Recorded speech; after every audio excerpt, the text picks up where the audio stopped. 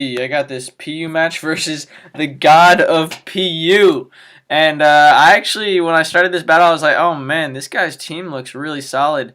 Uh, like I was just noticing that like defensively, it can take pretty much any type other than dark. I mean, I didn't see this at the time, but I noticed now that it has no dark resistances. So Lipard could potentially be very threatening against his team with the black glasses knockoff.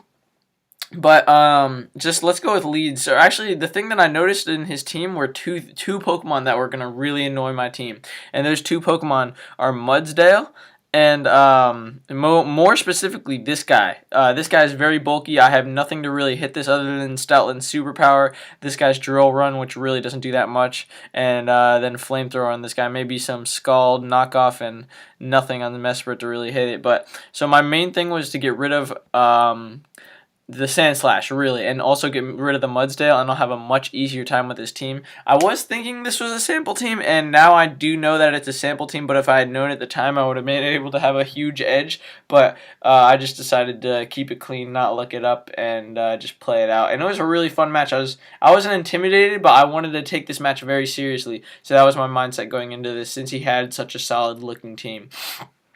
So let's start off. I'm not going to lead off with Mesprit.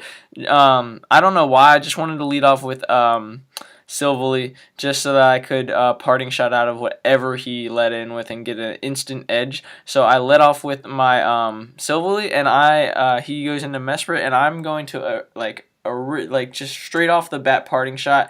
And go into something to hit the Mesprit, but he shows me he's faster, possibly Scarf. No, definitely Scarf because he's faster. And I'm going to parting shot out of the Sandslash. And I actually decided to go into Lipard immediately. And I took a little bit of time to think about that because I realized he has leftovers 100% pretty much.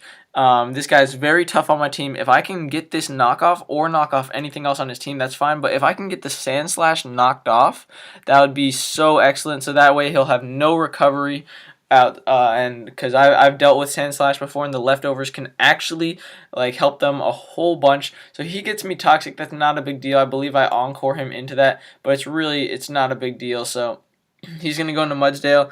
I'm just gonna straight probably U-turn out of there or switch directly out, but U-turn out and raise his defense. That's fine. I'm going to go into Mesprit to take this thing on very well. He's not going to Toxic me, just going to get up his rocks, obviously. I don't want to stay in with the Toxic damage. I'm also just going to set up my rocks.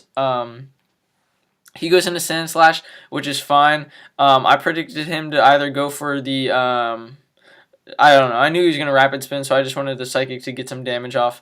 And now I don't know what he's going to do. Actually, I predicted the Toxic, so this is a very bold play of me right here. I predicted Toxic. I'm going to U-turn and go directly to Stoutland because I figure he's not going to go for an attack on Mesprit. Why did he stay in? He's going for the Toxic. I want Stoutland Toxic to boost my Facade, and now I actually calc this. Facade can kill Sandslash 100% of the time. So, like, there's no chance for Sandslash to live after it does, like, 38 to 40 something. So, that's just awesome. I knew that this was a huge step for me in the game. The Sandslash is weak enough to where it doesn't wall Stoutland. So, what I'm going to do now is I'm going to stick the Facade on, and it should kill anything in his team in my mind, or 2-hit KO. So, he's going to switch into Mesprit.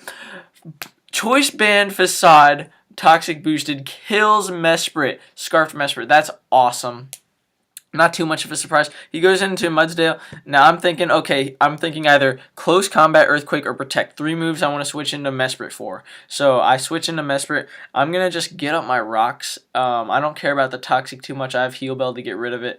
I really don't know. He's probably more scared of me than I am of him, so I get up my rocks. Now he has to Rapid Spin. So I'm like, you know what? He doesn't have leftovers. He's very weak. I'm just going to try to kill him off at this point because this guy is a bugger to my team. I mean, not so much anymore, but may as well try to kill him so I can keep the hazards up, right? Since he has his hazards up. So I'm going to Psychic one more time, and he's going to show me Iron Head not go. He predicted me to go into something that was Toxic. I guess he didn't want to Toxic me. Now I'm going to Stealth Rock since he didn't go for the Rapid Spin. He has to Rapid Spin, right? And I'm going to get leftovers, so even if he goes for the Rapid Spin, I'm winning. He goes into Kangaskhan. I'm like, okay, awesome. Now, that was a pretty interesting play. I would have Rapid Spin until I died right there, even if the Mesprit got back to full health.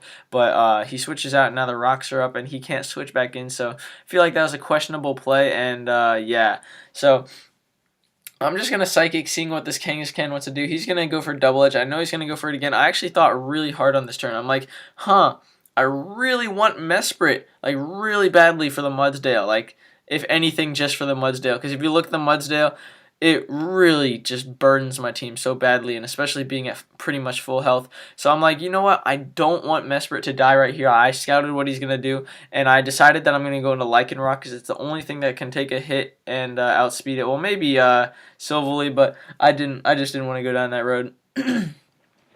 And so I'm actually going to predict him to go for the Sucker Punch, go for the Accelerock, but the reason I didn't go for Swords Dance is just because in case he went for Earthquake or something like that, at least I got the damage off. So I go for the double Accelerock to take him out.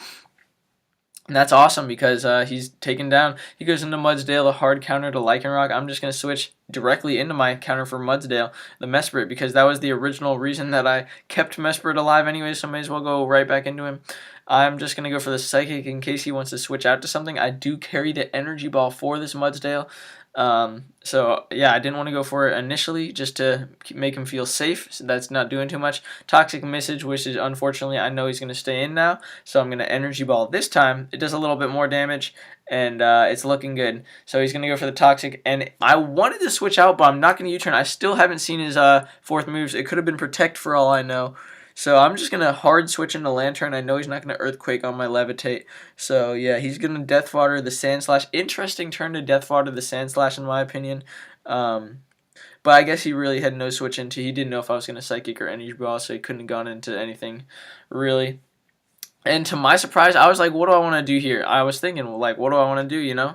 I'm just going to Volt Switch. And to my surprise, he's faster. And that actually works out very well for me because if you see, I get a slow Volt Switch into my Choice Band Facade Stoutland, which is just crazy. And so I'm going to stick the Facade. I'm going to kill anything. And yeah, he decides to fodder the Mudsdale. And I'm definitely going to kill that. And I'm still sitting at 6 Pokemon, so I was feeling myself right now. He switches into, I thought I had just swept at this point. He switches into Jellicent.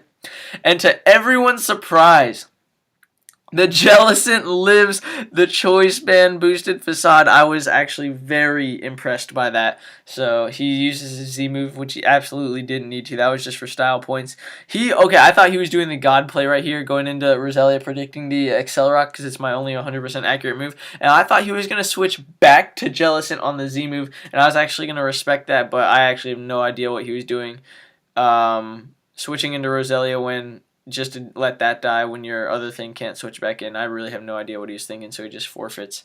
But I think that this is a great example of a battle of how to look at the Pokemon that counter your team and how to deal with them, like looking at that beforehand. Like before this battle even started, I really looked at his team and thought about how am I going to kill this this Sandslash mainly, and then the Mudsdale second.